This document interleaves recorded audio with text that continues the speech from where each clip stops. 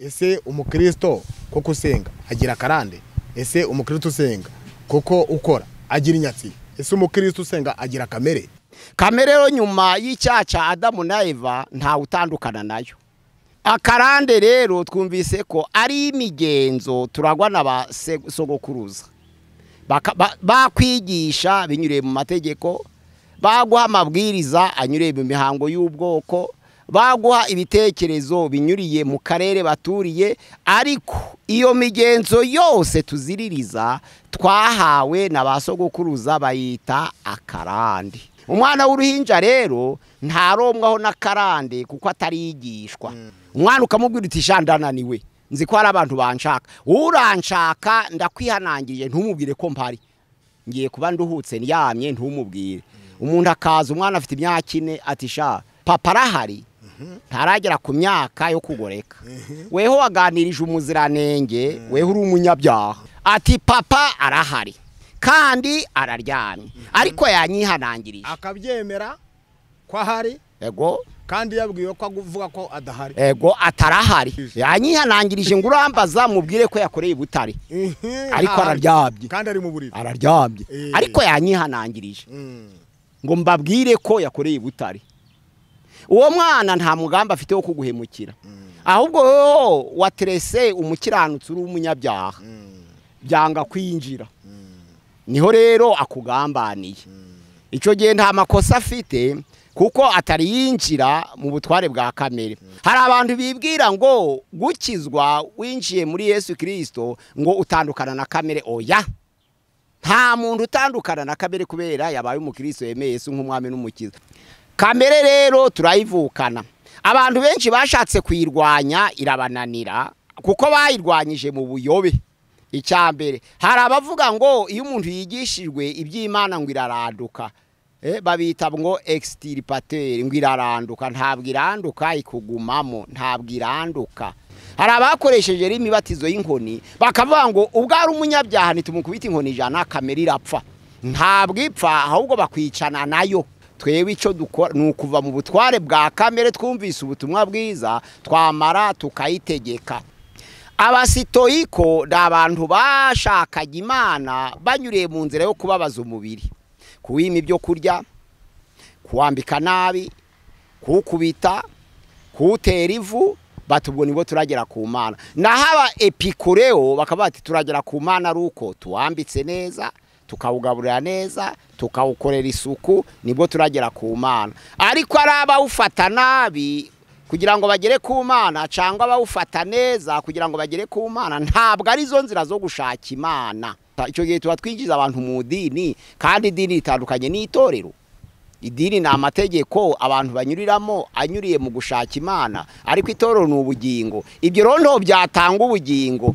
Habaye abantu bitwa aba hedonisme bavuga ko gushaka Imana ari ukunyura mu binezeje, ariko abasitizime bakavuga ko ari ugusanga Imana unyuze mu mibabaro.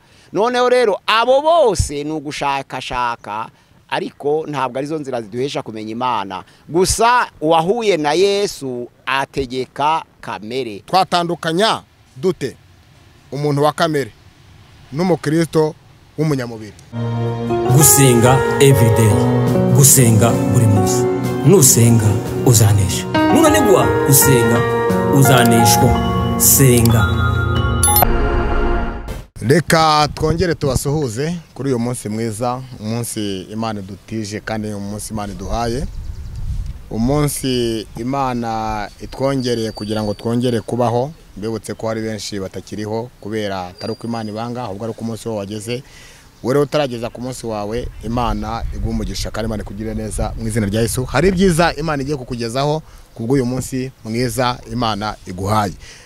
Turi ku munsi turi kumvaho ijambo ry'Imana kuri iyi channel gusenga buri munsi cyangwa se everyday.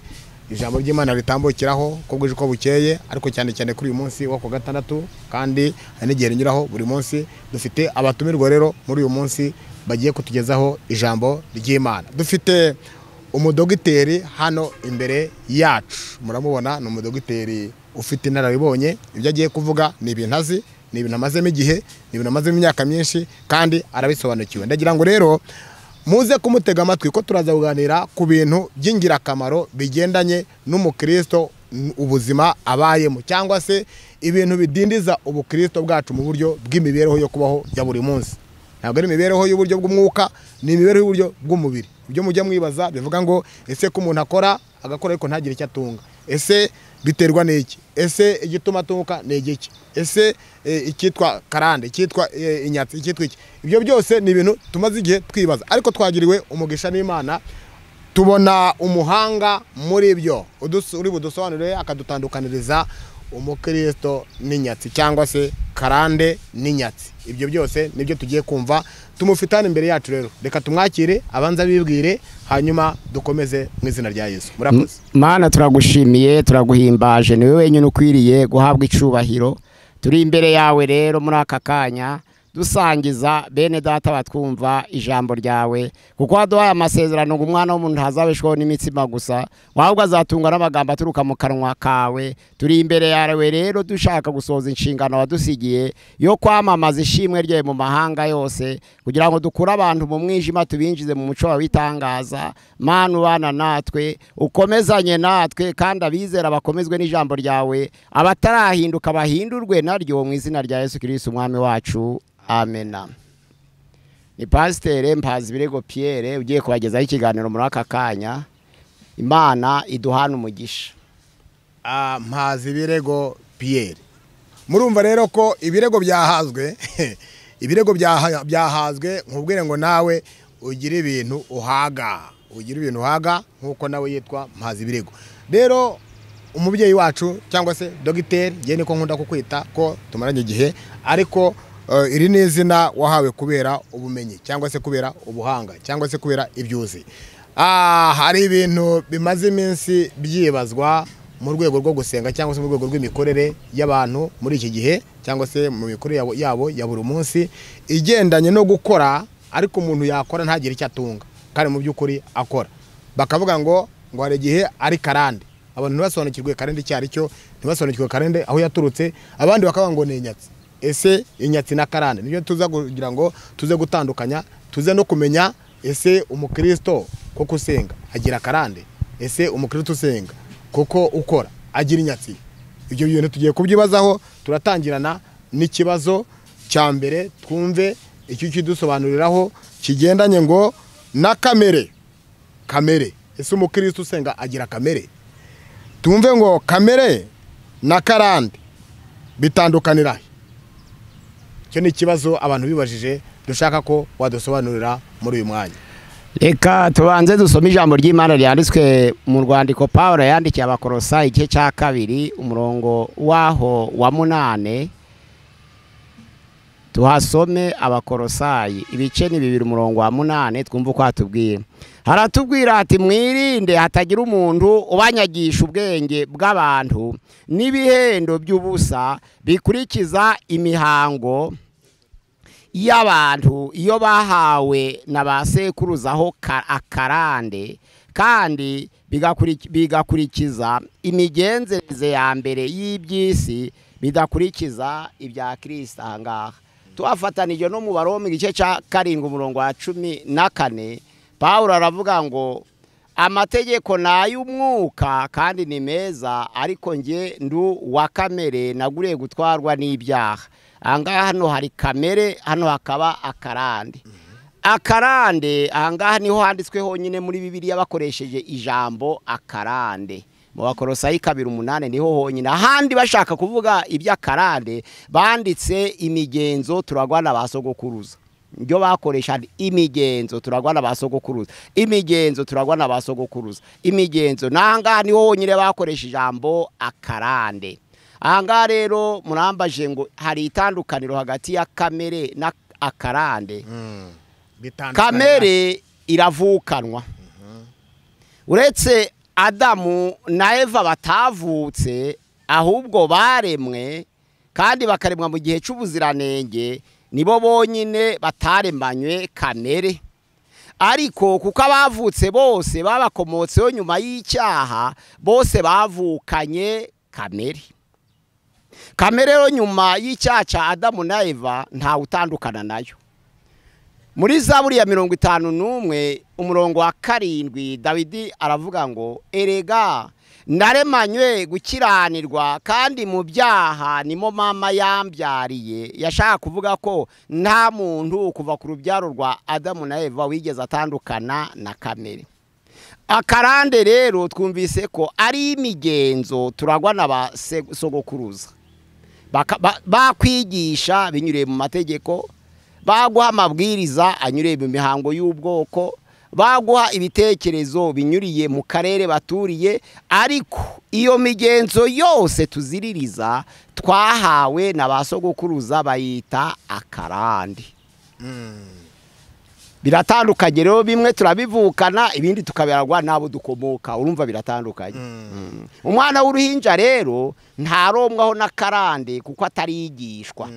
Ariko umuntu iyo amaze kuba mukuru, nko mu gitabo citwa kumenya ibibazo by'ibisubizo byanditswe na Billy Graham, bavuze neza ko umwana atangira gufata intego yo kubesha afite imyaka 7 akaba yakora na politiki. Nizo mpamvu abana bari munsi yaho ntabwo akarande kaba kari kabinjiramo bigishwe na basekuruza, usanga rimwe barahemukira n'ababyeyi. Umwana ukamubwira uti shandananiwe, nzi ko hari abantu banshaka, uranshaka ndakwihanangiriye ntumubwire ko mpari, ngiye kuba nduhutse ndyamye ntumubwire. Umuntu akaza umwana afite imyaka 4 ati sha agakora azi kubeshya, ati sha papa arahari, ntaragera ku myaka yo kugoreka. Weho waganirije umuziranenge, weho uri umunyabyaha. Umubyeyi yageze muri kamere, ariko aganiza umuziranenge ashaka kumubwira ibya kamere, ariko ataragera ku myaka yo kwakira kamere. Ati sha isarahari, ati papa arahari kandi araryamye, ariko yanyihanangirije akabyemera ko ahari, ego kandi yabwiwe ko avuga ko adahari, ego atarahari. Kuko se abamubwiye ati ubabwire ko nakoreye ibutari, ariko yanyihanangirije ngo urambaza mubwire ko yakoreye ibutari, ariko araryamye kandi ari mu buriri, araryamye ariko yanyihanangirije ngo mbabwire ko yakoreye ibutari. Uwo mwana nta mugamba afite wo kuguhemukira, ahubwo waterese umukiranutsi uri umunyabyaha byanga kwinjira, niho rero akugambaniye. Ico gihe nta makosa afite kuko atari yinjira mu butware bwa kamere. Dawidi aravuga ati rero naremanye gukiranirwa. Iyo kamere ntabwo imwinjira mu afite imyaka 7 ahubwo arayivukana, ariko ikaba itari yamenya. Noneho rero ati mu byaha nimo mama yambyariye. Kamere ntabwo itandukana n'umuntu wavutse, uretse Adamu na Eva baremwe n'Imana mu gihe cy'ubuziranenge. Abamukomotseho bose ko bavutse nyuma y'icyaha bavukanye kamere. Kamere ntabwo itandukana n'umuntu. Hari abantu bibwira ngo gukizwa winjiye muri Yesu Kristo ngo utandukana na kamere. Oya, nta muntu utandukana na kamere kubera yabaye umukristo yemeye Yesu nk'umwami n'umukiza. Ahubwo iyo umuntu yemeye Yesu nk'umwami n'umukiza, ikintu ayunguka ni ukuva mu butware bwa kamere, ariko kamere ikamugumamo akava mu butware bwayo, ikabimurimo ariko akayitegeka abantu ntibayimuboneho. Voilà. Noneho rero iyo ayitegeka niko kuyinesha, kuyitegeka niko kuyinesha ubundi. Kuko hari ibice bitatu biba mu itorero. Hari igice cy'abantu bita ngo n'abantu ba kamere, hakaba igice cy'abantu bita ngo n'abanyamubiri, hakaba n'igice cyitwa ngo n'abanyamwuka. Abo bantu bari mu itorero kandi barakorana. Abantu ba kamere kuko ivukanwa ni ba bantu binjiye mu itorero ntibahinduke, bagakomeza kuba nk'uko bari bameze bakivuka bagikura, nta kigeze gihinduka ngo kibahubanganye, niko bari. Uwo muntu rero agaragazwa n'iki? Nuko atinya iby'Imana ariko akabibamo. Uramubwira uti urabwiriza, toya nkunda kubwirizwa ariko sinkunda kubwiriza. Uradufasha gusenga, toya ati ndarwaye ariko nkunda ko bansengera. Nukuvuga ngo ntiyanga abantu, ahubwo aracari mu butware bwa kamere kuko atinya gukora ku by'Imana, ariko akaba umuyoboke mu itorero kuko yabatijwe mu mazi menshi. Kandi amazi menshi ntabwo ahindura umuntu, ahubwo ni ayo kukugira membre w'ahantu ubarizwa. ukuvuga ngo ni indahiro y'umutima uticira urubanza ngo ari kuretse no gukuraho ibyaha ku mutima ntakuraho n'ico ryo ku mubiri. Niko Petero yavuze igice ya mbere igice cya 3 umurongo waho wa 18 kugera kuri 21. Haravuga ngo ni indahiro y'umutima uticira urubanza, ariko suko akuraho n'ico ryo ku mubiri. Uretse no gukuraho ico ryo ku mubiri nyine ntarikuraho, ariko akugira amambre. Ntabwo rero yakweza umutima amazi, ahubwo uweza umutima ni igihe wahuye na Yesu. Kamere rero turayivukana. Abantu benshi bashatse kwirwanya irabananira kuko bayirwanyije mu buyobe.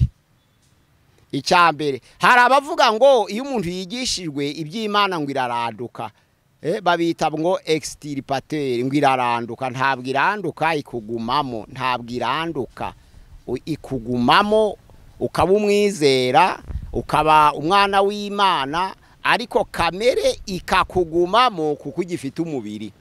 Abandi bakavuga bati tubabaza umubiri, noneho ya kamere tuyikubitire mu muntu, umubiri tuwima ibyo kurya, umubiri tuwambika nabi, umubiri tuwima icyo kunywa, umubiri tuwukubita bakoresha ingamba zose zikoreshwa nk'abamenonite. Ni ukuvuga ngo babato umubiri turawima ibyo kurya, umubiri turawambika nabi. Muri Ancien Sama byarabaye aho baje baravuga ngo bambara ibigunira bitera ivu, kwari ukugira ngo bangirize kamere iri ku mubiri, noneho wa muntu aze gutungana. Bwari n'ubuyobe.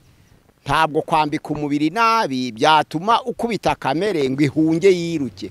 Hari abakoresheje imibatizo y'inkoni bakavuga ngo ubwari umunyabyaha nitumukubita inkoni ijana kamere irapfa. Ntabwo ipfa, ahubwo bakwicana nayo. Urayipfana. Kamere ntitandukana n'umuntu, ahubwo twewe icyo dukora ni ukuva mu butware bwa kamere, twumvise ubutumwa bwiza twamara tukayitegeka. Hariya mu Bagalati y'igice cya 5 umurongo wa 16 haravuga ngo muyoberwe n'umwuka nibwo mutazakora ibyo kamere irarikiye. Mu Kinyarwanda babuze amagambo, kuko hari homme charnel umunyamubiri, hakamana homme naturel uwa kamere, baratandukanye. Umunyamubiri ni umuntu wabatijwe mu mwuka weragira impano z'umwuka gusa ntatinya icaha, kandi yagiye mu mwuka yaje guhanura arangwa no guhanura iby'iterambere gusa, ntabwo avuga iby'ubugingo. Ubwo noneho rero nico kiranga umunyamubiri, bamwita charnel, ntabwo ari naturel. Charnel yarahindutse, yabyaho bwa kabiri, agira impano z'umwuka, ariko hari ibyo ararikiye by'isi byatumye adatandukana n'umubiri, noneho bamwita charnel, umunyamubiri. Bibiliya rero igira confusion hamwe mu ndimi, kuko hamwe ni naturel, ahandi ni charnel, ahandi ni spirituel, ariko turavuga kuri kamere. Kamere ntiyigeze ahinduka, ari mu butwari bwa kamere. Niko yavutse, niko yakuze, niko ari. Ashobora kuba ari hanze cyangwa ari mu itorero anaruwa kamere, ibyo si igitangaza, ariko kamere urayivukana. Abandi noneho rero bagakoresha ubundi buryo bati umubiri tuwambike neza. Hano mu byakozwe n'intumwa ibice 12 umurongo wa 18 haravuga ngo bamwe mu bafilozofe cyangwa abanyabwenge bitwa aba epikureo n'abasitoiko baramusanga, bavuga bati babwira Paulo ngo uyu munyamagambo menshi arashaka kuvuga iki. Abasitoiko da abantu bashakaga Imana banyuriye mu nzira yo kubabaza umubiri, kuwima ibyo kurya, kuwambika nabi, kuwukubita, kuwutera ivu. Batubwo nibo turagera ku Mana. Nahaba epikureo bakaba bati turagera ku Mana ruko tuwambitse neza, tukawugaburira neza, tukawukorera isuku, nibwo turagera ku Mana. Ariko araba ufata nabi kugira ngo bagere ku Mana, cyangwa bawufata neza kugira ngo bagere ku Mana, ntabwo ari zo nzira zo gushaka Imana. Ntabwo ari zo nzira zo gushaka. Icyo gihe tuba twinjiza abantu mu dini, kandi idini itandukanye n'itorero. Idini ni amategeko abantu banyuriramo anyuriye mu gushaka Imana, ariko itorero ni ubugingo. Ibyo rero byatanga ubugingo. Habaye abantu bitwa aba hedonisme bavuga ko gushaka Imana ari ukunyura mu binezeje, ariko abasitizme bakavuga ko ari ugusanga Imana unyuze mu mibabaro. Noneho rero abo bose ni ugushakashaka, ariko ntabwo ari zo nzira ziduhesha kumenya Imana. Gusa uwahuye na Yesu ategeka kamere. Iyo niyo kamere Dawidi yavuga ngo navukanye kamere kuko navukiye mu byaha, nimo mama yambyariye. kandi naremanywe gukiranirwa nkimuva mu nda nico ashaka kuvuga kamere. Noneho Paulo aravuga ati amategeko ni meza kandi n'ay'umwuka, ariko nje ndi uwa kamere naguriye gutwarwa n'ibyaha. Paulo yari afite umurava wo gushaka Imana, ariko aravuga ati amategeko n'ay'umwuka je nkaba uwa kamere, nja gukora ibyiza ibi bikantanga imbere, nkishimira amategeko y'Imana mu mutima wanje, ariko akazi irindi tegeko ryaboneka mu ngingo zanje rirwanya itegeko ry'Imana rimpata gukora ibyiza. Aravuga ngo ico nshaka gukora sico mba ngikoze, ahubwo nkibuka nakoze ico nanga. Aravuga ngo ubwo nkora ico ndashaka ahubwo ngakora ico nanga, sinjuba igikora ahubwo ni cacaha kimbamo, yakoresheje ijambo kamere imbamo nituma nkora icana ubwo n'abantu bagishaka. Aravuga ati mbonye ishano, ninde wankiza uyu mubiri untera urupfu? Ariko aravuga ngo Imana ishimwe ku bwa Kristo Yesu. Umuntu rero utuma abantu banesha kamere ni Yesu Kristo. Iyo wakiye Yesu Kristo nk'umwami n'umukiza unesha kamere. Kuyinesha rero si ukugira ngo utandukane, ahubwo ni ukuyitegeka, niyo bita kamere y'umuntu. Murakoze mukozi w'Imana, urakoze Dogita kubw'amagambo meza udusobanuriye kuri iyi ngingo ya mbere ivuga kamere na karande aho bitandukaniye. Twumvise ko kamere turayivukana, ibana natwe, iri muri twebwe, ituye muri twe. Ikindi naho karande tuyiterwa n'abantu, iyo ngiyo rero n'abantu bayidutera. None twavuga ngo zitandukanye, tubonye uburyo zitandukanye. Tubonye ko kamere ariyo tuvukana, karande tubonye ko ariyo duterwa n'abantu. Numvaga rero twajya ku ngingo ya kabiri, abantu ndumva basobanukiye kubwo gusobanura wagiye ubaha kugira ngo twihutishe kuri izi ngingo gukoresha ko zose tuzivuga kugira ngo abantu babashe gusobanukirwa n'ikiganiro. Ingingo ya kabiri avuga ngo umuntu ukijijwe atandukana na kamere. Ntibishoboka, arayitegeka. Nico gisubizo mu Baroma gice cya 8 umurongo wa 8. Haravuga ngo erega abari mu butware bwa kamere ntibishoboka ko banezeza Imana. Ni ukuvuga ngo unezeza Imana n'uwayitegetse, so watandukanye nayo ahubwo akayitegeka. Niko havuga aho ngaho. Murumva rero ubu busobanuro Dogitera duhaye, kandi n'ubusobanuro koko bwumvikana niba kamere tuyivukana. Na umuntu usenga agomba asengana kamere, ahubwo iyo usenga ugira uburyo uyitegeka, ukayikurosinga ukayishyira ahantu ariko iri muri wowe. Rero murumva ko umuntu ukijijwe adatandukana na kamere, aba ari kumwe nayo ariko akamenya uburyo ayitwara, iyo ni akayitegeka. Iyo ni ingingo ya kabiri adusobanuriye. Mwese nizere ko murimo mubikurikirana, ko mubikurikirana niko murugende muhabwa ubusobanuro, kandi twizeye ko muri buhabwe ubusobanuro bwimbitse ko turi kumwe n'umuhanga wabyo twagize umugisha turamubona. Hari ingingo rero ya gatatu ngira ngo tuganireho nayo ivuga ngo twatandukanya dute umuntu wa kamere n'umukristo w'umunyamubiri. Twatandukanya gute umuntu wa kamere n'umukristo w'umunyamubiri? Umunyamubiri yabyawe ubwa kabiri, gusa ntatinya icyaha, kuko hari ibyo ararikiye afitemo inyungu yanze kurekurana nabyo. Ariko agira impano z'umwuka, abwiriza neza, asenga neza, yigisha neza, ariko kuko hari ibyo yararikiye yanze gutandukana nabyo, afitemo inyungu yanze gutandukana nabyo kuko. Noneho rero yagiye mu mwuka cyane cyane nk'abahanuzi aje kwerekwa iby'iterambere gusa, ntabwo yerekwa iby'ijuru cyangwa iby'ubugingo. Oya, yereka iby'iterambere gusa. Ava ku modoka, akava kuja mu mahanga, akavuga kubona amashuri akomeye, akavuga kuri diplome, ariko ntabwo ashobora kuvuga ngo ni iki cyatuma tunezeza Imana kugira ngo tuzabone ubugingo buhoro, ngo naca cerekwe. Ariko ni membre w'itorero, ari mu bayobozi, ari mu bayoboke, hose arahari. Naho wa kamere ntarahinduka, ntabwo umwuka wera wigeze amugeraho, ahubwo aracari umuntu mubisi, abantu bita mubisi wa kera. Ntabwo yigeze rero ahinduka, nawe ari mu itorero cyangwa ari hanze, biratandukanye. Ubwo kamere nticyaba ari ikintu gikomeye cyane kuki idashobora guhinduka kandi akijijwe? Ndavuze ngo iyo uri umunyamubiri ubyabwa ubwa kabiri, noneho ukagira impano z'umwuka, ukarwana n'intambara, ese nyitegeke cyangwa integeke, uhinduka umunyamubiri kuko wigeze ubyabwo bwa kabiri, ari uko wanze kuyitegeka ahubwo ukemera kwigutegeka.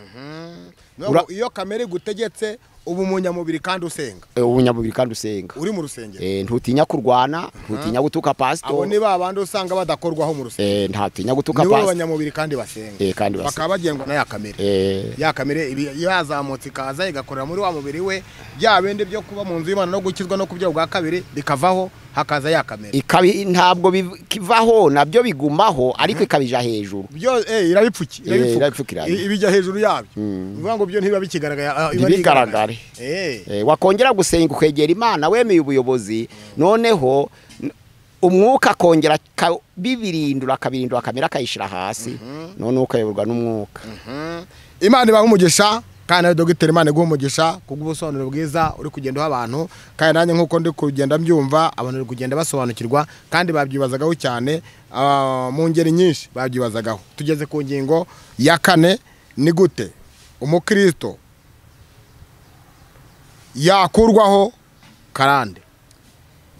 Iyo umuntu akijijwe ndibuka muri 63 nari umwana w'imyaka 4 data yararaguzaga agaterekera imiterekero ye narayikurikiranaga cyane nkareba uko ari gukora simvuge ariko nkareba bazanaga ikimasa cyo gutamba akabanza kugitongera gifashe mu ruhanga none umuntu umusore ufite imbaraga akaza akagikubita ishoka mu ruhanga kikaba kiragaramye bakakibaga agakuraho inyama nke akazishira ku mishito bakazotsa akubaka akazu gato bitaga ingoro inyuma y'inzu none akajana inyama zihiye zokeje ku mishito inyuma akazishira mu ngoro akajana igicuma c'inzoga kirimo umuheha akaja aterura umuheha agatonyangiriza mu ngwa akira inzoga akavugana naco ariko sinumva ijwi ryaco nkumva rya data gusa ubwo yaravuga aco ntikivuge ariko akavuga ngo kiri kubyakira. Nagiraga rero mushiki wanje wakundaga inyama nje sinaryaga inyama kuko natinyaga amaraso tukiri bato muri 63 nari mfite imyaka 4 mushiki wanje ufite imyaka 6 agakurikira data ci inyuma y'inzu data yava muri yangoro twadushito twinyama kadushikira katurya data aja gusura ngo arebe ko cashimye yazaga ariko kugira ngo cashimye wa mushiki wanje agaseka kuko ari waga waturiye noneho rero agaterekera kugira ngo abana be badapfa agaterekera kugira ngo inka ze zigira zororoke agaterekera kugira ngo abantu batarwara agaterekera kugira ngo abana be n'abagore bagumana ubuzima kuko yagiraga abagore 6 n'abana 52 agaterekera ari ukugira ngo abantu bagira amahoro noneho akabona nta mpinduka yaje kubirekura muri 65 abonye ko bitari gukuraho urupfu abonye ko bitari gukuraho indwara noneho akarande nakangaka iyo aganira nico kigirwa mana bagiranye amasezerano kimubaza ikibazo ngo ese nupfa nzasigarana nande akareba umwana akunda w'umuhungu akavuga nimba mfuye dore uzakomeza umurimo akamutega iyo amuteze urumva amushizeho komwaho nakarande ako nakarande kimigenzo yabasekuruza nawe yaterekeraga kubera se yaterekeraga wa mwana rero yabakiri muto ntamenye ko bamuteze igihe kimwe agakura akumva ubutumwa bwiza bwa Yesu akabwakira yamara kubwakira ariko ntiyegeze bamubwira ko yatezwe ubwo noneho rero cyakigirwa manda kikabona yinje mu bitari mu masezerano kikumva mw'igihombo kikamuteza ibyago rero iyo kimuteza ibyago adasobanukiwe ko ari guhigwa nuko se yamugize intego ntabona uko abisengera rimwe ararangara bikamufata kuko n'abanyamasengesho imyuka mibi irabafata iyo barangaye muri Yakobo 4 umurongo wa 7 haravuga ngo mugandukira Imana mwamagane Satani nawe azabahunga rubango Satani atinya bagandukiye Imana ntabwo Satani atinya abayoboke bitorera ubwo atinya bayigandukiye iyo abonye Imana ikurimo Satani arahunga koko ariko iyo abonye uri umuyoboke Imana itakurimo aragusuzugura wa wundi rero akavuga ati je nakire Yesu ndi umukristo abantu bakabwira nti koko wakire Yesu nta karande ongera kumubaho ariko kuko yagize intego akaba atazi neza ko agomba gufata ingamba zo guhangana n'umubi rimwe ibyago bikaja bimutera nibwo ubona rimwe na rimwe mu muryango abakobwa babiri bavukana cyangwa batatu bose bagatwara ibinyendaro kandi bakurikirana abahungu bane bose bagatera ibinyendaro cyangwa bakashingirwa badivorce uko ari bane bakurikiranye ico gihe hari ikibazo c'intego kubera batabimenye kandi sera mugize intego ngo azakorane naco mu bwubahe no gutamba ibitambo nkuko yatambaga none aho ngaho bagahura n'ibyago ariko osito iyo bamaze kubimenya bagasenga haba ikintu cyitwa ministère de délivrance none bikabavaho gusenga nibyo bikuraho akarande kwegera abayoboke b'itorero bakijijwe nibyo bikuraho akarande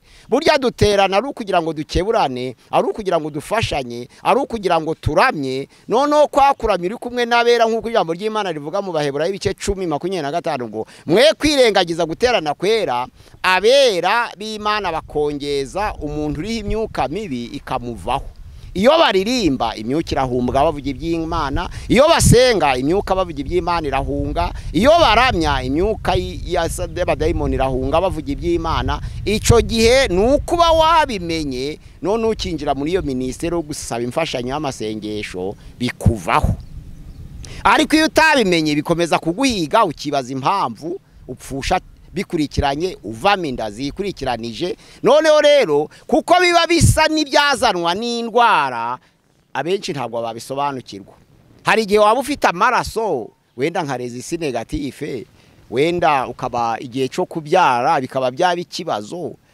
ukavamo inda buri kanya ukabyita akarande atariko hari n'igihe none waba ukora imirimo ibujijwe na muganga imirimo iremereye ibujijwe umuntu watwite kubera wenda nyababyeyi iri hasi nabwo ukaja uvamo inda buri kanya nabyo bigakizwa na muganga kuko hari ibizanwa n'abadayimoni ibindi bikazanwa n'indwara zisanzwe ibindi bikazana n'uburyo weho wishize mubayeho ico gihe nabwo ushobora gukurikiranwaho n'ikintu gisa ariko akarande umuntu wabyawe bwa kabiri akagandukira Imana akamera Yesu nk'umwami n'umukiza ahinduka icaremwe gisha ibya kera bigahinduka iyo ibya kera bihindutse n'akarande kamuvamo iyo yabimenye.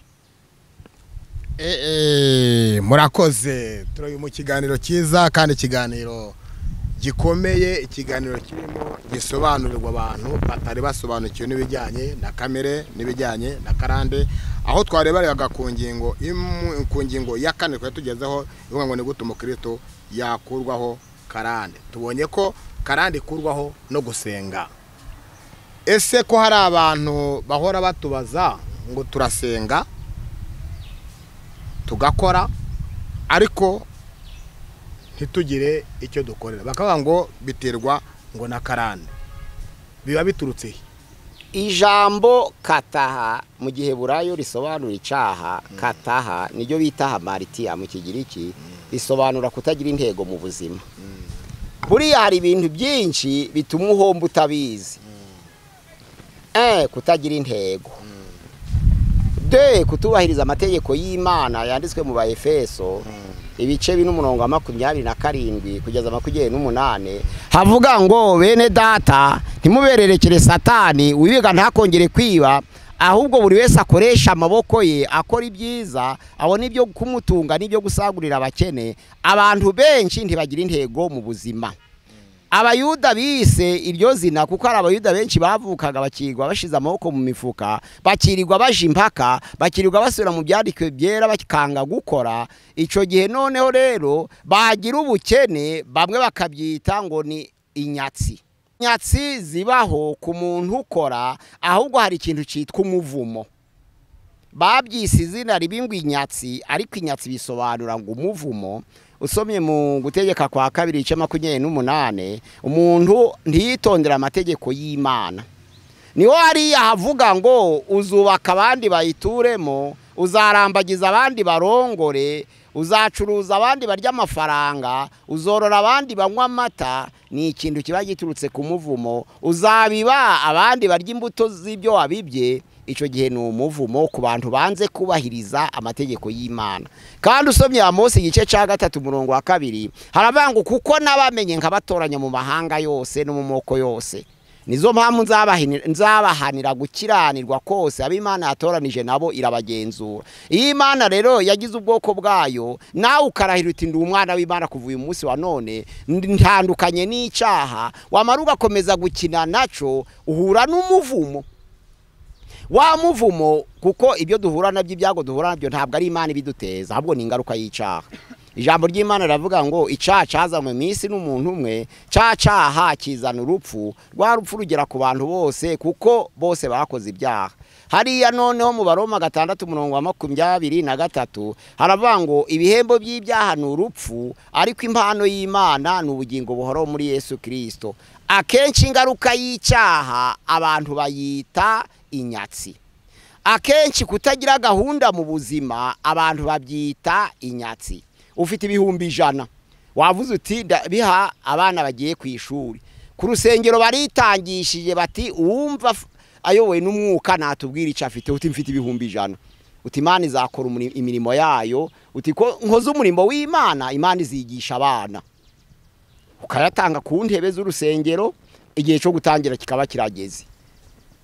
Imana urayishuza se ni mwene so? Imana yatugeneye iby'isi ngo tubiragwe, kandi nibyo wakozemo ngo ugure izo ntebe, ngwera ukoremo wigisha abana. Ariko kuko wakoze gahunda nabi, nta plan wakoze, ubwo ico gihe urabyita ngo ni inyatsi, ngura muntu akorera amafaranga, nguriya muntu sinzi impamvu atambika ababyeyi, sinzi impamvu atubaka. Ni plan uko wakoze umushinga w'ubuzima bwawe, nibyo bigaragaza kukuzanira inyatsi cyangwa kuguhesha umugisha w'ibyisi. Ibyisi rero twarabihawe, ntabwo abakristo tubirusha abapagani. Ukora wese abona umusaruro, kuko Imana ihira imirimo y'amaboko yacu, byanditswe muri Yesaya 3:10. Turakora, Imana igahira imirimo y'amaboko yacu. Abakristo bawe bakavuga ati no reka abapagani bakore, Imana yaravuze ngo tuzarya iby'abanyabyaha kuko turi abakiranutsi. Uribesha, wigishijwe nabi. Ngo abakiranutsi bazatungwa n'ibizava mu maboko y'abanyabyaha, biranditswe muri Bibiliya. Ariko ntabwo ari byo, kuko Imana yanga abanebwe. Nzagikora ni icyaha cya 72 ubunebwe, nzakivugaho. Nzabereka ukuntu kizana ingaruka mbi, kuko umujura n'umunebwe barakorana, umusambanyi n'umunebwe barakorana, umuhungu wanga gukora byanze bikunza ariba, umukobwa wanga gukora byanze bikunza arasambana, ko nta kundi yabaho kandi akeneye kubaho. Niho rero ibinyoma by'abantu bize nabi, bakaba ari abayobe bavuga ngo tuzatungwa n'ibizava mu maboko y'abanyabyaha. Nzasenga ku wa mbere, senge ku wa kabiri, senge ku wa gatatu, senge ku wa kane, senge ku wa gatanu, senge ku wa gatandatu, senge no ku cyumweru, maze Imana igenda ikore kubiriwe barakora, kuko ari abanyabyaha. Ibibake cyangwa ibice maze ibimpe. Naramubwiye nti urabesha. Ahubwo kubera udakora ku wa mbere no ku wa kabiri no ku wa gatatu no ku wa kane no ku wa gatanu no ku wa gatandatu no kuco, ubabaza Imana. Mu cyubahiro cy'Imana rero no gukora nukuramya. Iyo urambuye amaboko kuvuga ati Imana turakuramya, turaguhimbaza, nufashe isuka ari guhinga nawe ari kuramya, kuko ari kubona ibizagaburira umubiri we bikagaburira n'abakene. Nizo mpamvu Pawulo yavuze mu Batesalonike 2:7 aravuga ngo ntabwo nzagira urwitwazi vuga butumwa ngo mbere umutwaro abo nigishije, ahubwo ngerageza kudoda amahema, ngakora imirimo nihariye, kugira ngo nanje mbone ico kuntumba, nzasoze rya sezerano rivuga ngo udakora ntakarye, ku murongo wa 10. Rero tugomba kwigisha abakristo, seminere ntibe kuvuga ngo mureke ubusambanyi. Ni byiza kureka ubusambanyi, kureka ubujura ni byiza, kureka kwiba ni byiza, ariko no kubabwira ngo mukore ngira ngo byarenda niyo karande, byagabanya n'izo nyatsi, kuko uba wakoze. Hari abantu batandukanye babererekera satani. Ubundi hari abantu bari mu nshingano zacu kubafasha, n'abarwayi, n'abataye gakondo nk'impunzi, n'abantu batagira ingingo z'umubiri, aho bari mu nshingano zose. Iyo uzareba umuntu utagira amaguru akavuga ati mfasha uzemere, umuntu utagira amaboko ati mfasha uzemere, umuntu urwaye ati mfasha uzemere, umuntu wavuye mu kindi gihugu akaza mu kindi kubw'intambara uzemere, ariko umuntu ufite ingingo zose z'umubiri uzamuha akazi. Aho ngaho uzabufashije Imana kumukura mu bunebwe, naryo rizabibaye ivuga butumwa, kuko nakora kunguka azafasha abakene. Nivuga butumwa rikomeye cyane, kwigisha gukora nivuga butumwa rikomeye. Urakoze nshuti bavandimwe mudukurikiye kuri iki kiganiro gusenga buri munsi, tuganira ku buryo bugendanye n'imibereho yacu ya buri munsi mu mikorere yacu ya gikristo no gusenga. Iyo usenga usenga na kamere, iyo usenga usenga na karande. Byose twagiye tubisobanura, muzabikurikira muri iki kiganiro. Cyangwa se twatandukanya dute umuntu wa kamere n'umukristo w'umubiri. Ibi byose uzabisanga muri iki kiganiro. Nanone ingingo ya 4 gavuga ngo ni gute umukristo yakurwaho na karande. Ibyo nabyo twabibonye tugeze ahantu havuga ngo akarande gahuriye he n'inyatsi. Ariko mbere ko tugira ku ingingo ya 5 ndashaka ko duhe kuri ya 6 tuvuga ngo inyatsi baho. Inyatsi ntayibaho, haba ubunebwe, haba imyigishirize y'imigenzo twakwiye kuri basogokuruza bakakwigisha nabi. Inyigisho zija mu buryo bubiri, hari igihe ababyeyi bakwigisha nabi, hari igihe n'itoro rikwigisha nabi. Nabivuzeho ubushize, umubyeyi akaguhamagara ati sha igira hino, uriya muhungu ararongoye arakuruta, ntakuroze, ntibirakugeramo, nturafata umurongo w'ubuzima, ariko akaguhamagara turiya muhungu arinze yarongora arabyaye arakuruta. Umugore nawe agahamagara umukobwa ati ntumeze amabere, uriya mukobwa byaye kabiri arakuruta. Hari inyigisho mbi turagwa n'ababyeyi nkizo ngizo. Pasiteri akaguhamagara, nabise abapasiteri b'abagome, noroheje. Dufite abapasiteri b'abagome. Agahamagara umukobwa ati ntaco bari kukubwira. Nukuvuga ngo iyo umukobwa yumvise ko pasiteri amurambiwe yemera n'uwatatekereje kugira ngo amuve imbere, akabikorera kubera ko birwa mutote, kugira ngo ahunge pasitoro cyangwa ahunge umubyeyi we. Umukobwa umize amabere atangira guhigana na nyina atabani ntibagiye ntibabyaye kabiri. Icyo gihe arakagenda ari ukugira ngo ahunge nyina, ariko mu by'ukuri adakeneye umugabo. Kandi ntabwo kurongorwa cyangwa kurongora ari itegeko, oya. Iyo riba itegeko utarongoye abakozi icyaha. Mu Bakorinto ba mbere igice cya 7 umurongo wa 38 kugira 39 haravuga ngo nuko rero ubwo yembeze urongora akoze neza kubw'umurimo, utarongora abagize neza kurushaho kubw'umurimo. Rero niba kutarongora si icyaha, nukuvuga ngo kubwira umuntu ngo rongora barakerewe naco ni icyaha. Mwihorere azabitekereze ko ntacu umufashije. Kandi uri kumutabara ngo arongore, ariko ntabwo uzamutabara ngo arye, ntabwo uzamutabara ngo wigishe abana be. Kandi ubwo wamubwiye ngo arongorwe atageze igihe akarongorera kukubaha, nabyara abana benshi azabakuzanira ati niwe wambwiye ngo ndongorwe. Muzabafatanya kubarera. Ati se wambwiye, ntabwo ari wambwiye ngo mbyare, none reba ica abana bararya. Twari turi ku ijambo rigendanye n'inyatsi, aho mbitekeza umuyobozi wacu cyangwa se umuntu wacu uri kudusobanurira dogiteri atubwiye ko inyatsi itabaho. Mbabwiye ko inyatsi itabaho, ahubwo gahunda y'ubuzima ntibaho. Wayikoze nabi cyangwa waberekeye satani ushira amaboko mu mufuka, cyangwa mu gukora wahisemo nabi, ariko umuntu wese ukora ntaburi byo kurya. Ahangaha dogiteri nigeze kubiganiraho n'umuntu ku kintu kigendanye n'inyatsi, arambwira ngo inyatsi ushobora kuba ari umwuka ugendagenda ku muntu ngo umutera kuba yakorera ikintu ntagitunge cyangwa se ntagire icyo agereho, ngo bikaba ari umwuka umuriho. Nanjye nagize amahirwe yo kukubona, nari ngutegereje igihe kugira ngo nanjye nzakubaze rino jambo, koko mu by'ukuri inyatsi ni umwuka. Inyatsi bayumva mu myizerere, kandi ni igihimbano cy'ijambo. Bibiliya ntabwo ntahahari. Nakoresheje akarande kuko Bibiliya yabikozeho. ariko inyatsi ni igihimbano abantu bahimbye kandi byakozwe n'abanyamitwe b'abavuga butumwa kugira ngo babirishe abantu ayakubwira ko aragusengera akawukuraho inyatsi ukamuha n'ibyo ufite. Satani nawe kuko yumva ibyo abantu bavuze akabyuririraho akakubera igisubizo cy'igihe gito kugira ngo wemere ko inyatsi zibaho. Ariko mu by'ukuri umuntu ukora ntaburi ibyo kurya. Wakoze nabi gahunda y'ubuzima bwawe ukora ibitari byo. Cyangwa se wirengagije amategeko y'Imana nkuko gutegeka kwa 2:28 havuga noneho bihinduka bigira mu nzira y'umuvumo. Bihita bihura n'uburyo wabyakiriye mu mitekerereze. Abari byo witinyatsi byahuriranye n'umuvumo. Aha. Murakoze rero kubwo gusobanukirwa n'inyatsi. Umukozi w'Imana Dogiteri atubwiye ko inyatsi itabaho ahubwo biterwa nawe. Kubitekereza no kubyumva bikakubaho bakakurya ibyo utunze bitewe nuko wabyiyumvisemo. Icyo gihe bazagutamira kuko wiyumvisemo inyatsi. Nuyiyumvamo uzagendana nayo uzayitunga ariko bazakurya. Aho rero ngira ngo urasobanukiwe, ngira ngo ari cyo wumvisemo. Imana igumugisha. Rero Dogiteri narisimbutse ingingo ya 5 impamvu nembaje ya 6 numvaga iya 5 iya 6 tumaze kuyumva ariko twakumva iya 5. Iya 5 navuga ngo akarande gahuriye hehe n'inyatsi. Akarande gahuriye hehe n'inyatsi.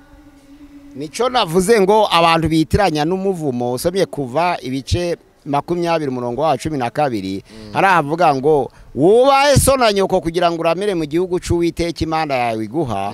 Tukabwira ababyeyi mwitoro ngo muje mukubitisha abana iminyafu mubayobora mubarera ariko mwe kubatuka kugira ngo bitabera umuvumo. Nuko umuntu wakubyaye akaba kurusha imyaka yakuvuma. None rero duhenda abana ngo bumvira ababyeyi kugira ngo amagambo babaturaho ahubwo atababera umuvumo. Iyo ubwiye umwana wawe ngo nabyaye ikigoryi ugahora ubimwaturaho abyiyubakamo ngo data yarabivuze ko ndi ikigoryi yabikurana bigahinduka umuntu w'ikigoryi. Nizo mpamvu tubwira ababyeyi tuti mukubita akanyafu ariko wirinde kumwaturaho amagambo mabi y'amagambo mabi kuko ararema. Wamwita ikigoryi wamwita igishoshwe agakura byiyumvamo yabyiyemeza. Byarabaye no mu ishuri aho nigiye hose. Iyo baguru umuhanga ariko mwarimu akaba tumvikana naso warandikaga ngo dore ngo kirandika nkiko wari kugira ngo uri umuntu. Wavuga igifaransa akavuga ngo uri kuvuga nk'inkoko cyangwa nk'ingurube. Wabaguru wa mbere mu ishuri igihembwe cya 2 ukaba uwanyuma kubera ayo magambo. Yakubwiye ngo uri ikigoryi ubyiyumvamo ubyiyubakamo kuko uri umwana birakurema uhinduka ikigoryi uwanyuma. Nizo mpamvu muri pedagogy bakangurira abari mu gukunda abanyeshuri yakwandika nabi uti none byiza ihangane yavuga nabi uti oke ako ni keza nako ni keza kugira ngo yuyumve mu butwari nawe yiremubwe. Naho numushiramwo ibya negative bibi nawe azigira negative yumve ko atabishoboye usanga umwana uramusenye burundu. Niyo bita imivumo. No ku mafaranga rero nuko iyo uvuze ngo ngiki koko kizashobora kubara iki kizungu kije iyo bayamwibye aravuga ati mama yarabivuze ko ntazashobora kubara. Mama yarabivuze koko sinzi kubara akabyishira ati nubundi ninja mu soko barayanyiba. Iyo abitekereje atyo arabyirema mu bamara bakayamwiba koko nta na rimwe yunguka. Urakoze cyane Dogiteri kudusobanurira ku bw'ingingo ya 5. Imana ibaha umugisha. Ndababwiye ngo icyatumye dusobanurira ingingo ya 6 mbere ya 5 nuko twashaka kugira ngo tuzijyanishirize hamwe ko twabonaga ziri kumwe. Akarande rero aho gahuriye n'inyatsi mwahumvise mwasobanukiwe byose nibyo kugira ngo muduhe comment zanyu kugira ngo tuzarebe icyo tuzongera kubaza Dogiteri abidusobanurireho. Tugeze ku ngingo iheruka tugisa nkaho tuzakugera ku musozo w'ikiganiro cyacu. Ingingo yo niyo kutubwira ngo ni izihe ngamba umukristo yafata ngo atandukane na karande. Ni izihe ngamba umukristo yafata ngo atandukane na karande. Iyo ni ingingo ya nyuma idusoreza ikiganiro cyacu. Akarande twarazwe na basogokuruza bisaba kugira ibyo urekurana nabyo twabibayemo. Hakaba igihe umusaza apfuye ari nka sogokuru bakabashira mu nteko y'abantu bakabati rero turabizi harimo abapasiteri, turabizi harimo abaganga, turabizi harimo abagoronome, turabizi harimo abavuga butumwa, ariko muzi ko sogokuru wacu tubyara twese yapfuye. Iri joro niryejo bundi he kugera wegera umudamu we. Iri joro rya none uribesha agakora ku mugore we, urubyaro rwose ruzamukomokaho ruzapfa nabi. Umuganga akabyubahiriza, goronoma akabyubahiriza, pasiteri akabyubahiriza, umuvuga butumwa akabyubahiriza, umuhanuzi akabyubahiriza. Ico gihe imigozi y'abasogokuruza y'imigenzi zakurikirana abazabakomokaho ntabwo izagusiga kutari wava muri systeme. Nukuvuga ngo bakabati karantene urayiburamo kuko hari ibyo turavuga kandi hari ibyo turabatongera. Murabizi ko mwese ari wababyaye. Turazana ikibabi urese arakirigataho. Ico kibabi nico sogokuruza yisasiraga kugira ngo murame, none kugira ngo muzagira amahoro bene data abana banyu bagomeze kubaho. Buri wese arakirigataho. Muganga akakirigataho, goronoma akakirigataho, professor akakirigataho na pastor akakirigataho. Uri muri systeme. Ntabwo wari wikura muri systeme kugira ngo utandukane n'ibyaba byarabaye imigenzo y'abasogokuruza byaguhiga.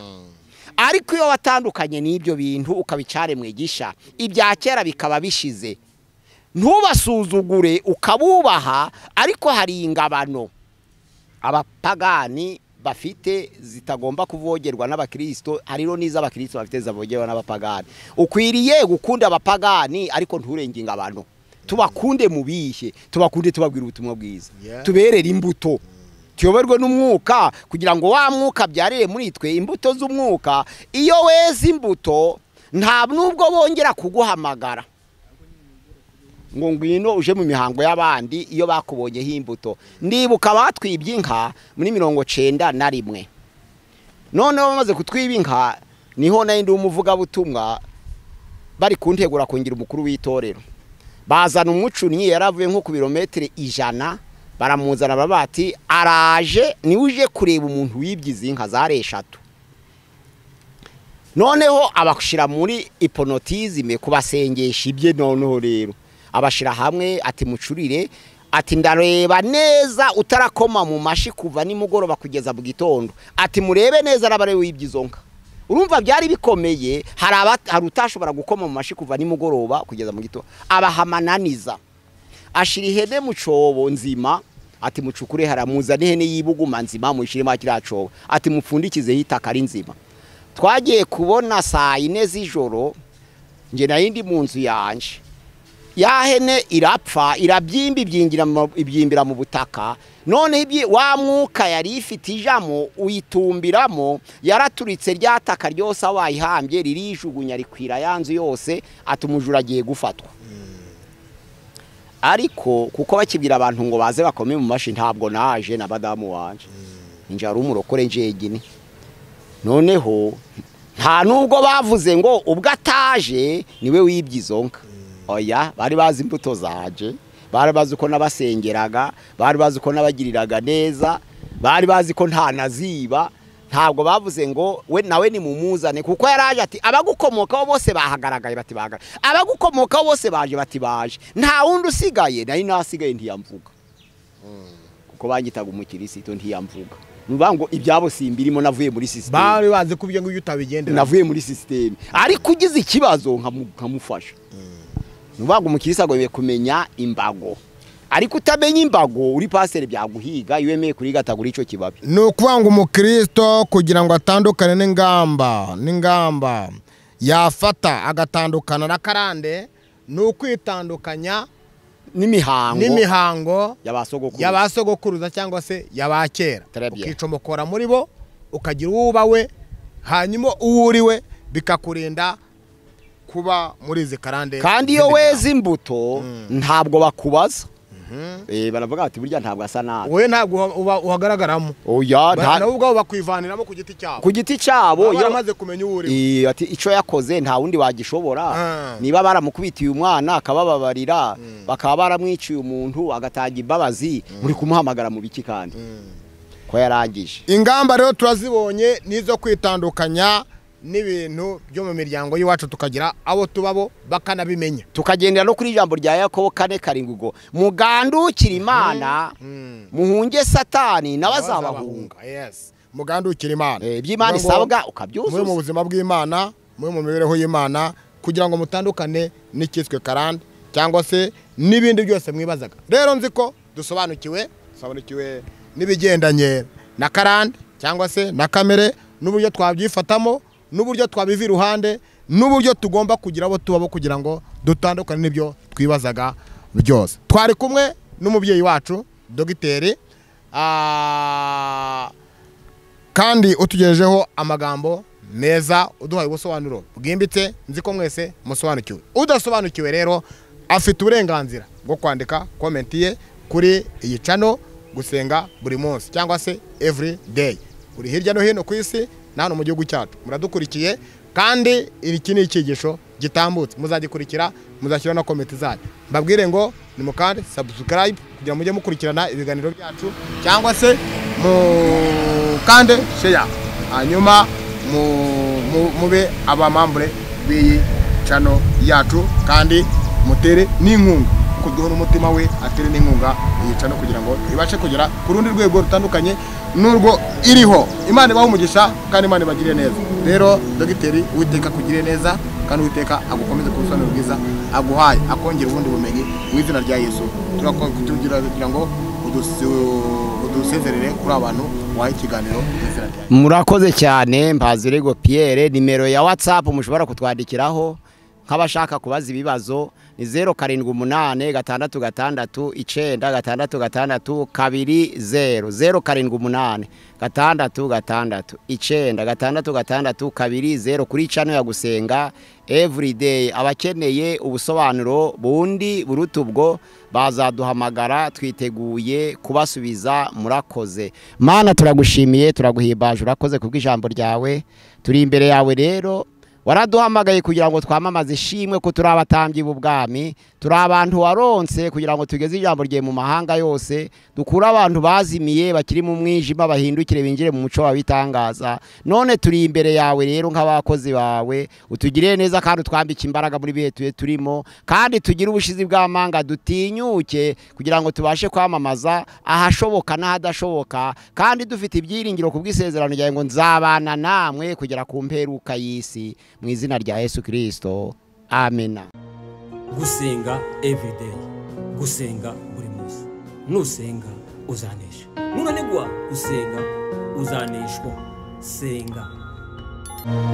Gusenga everyday, gusenga buri munsi. Nusenga uzanesha. Nunanigwa gusenga uzaneshwa. Senga.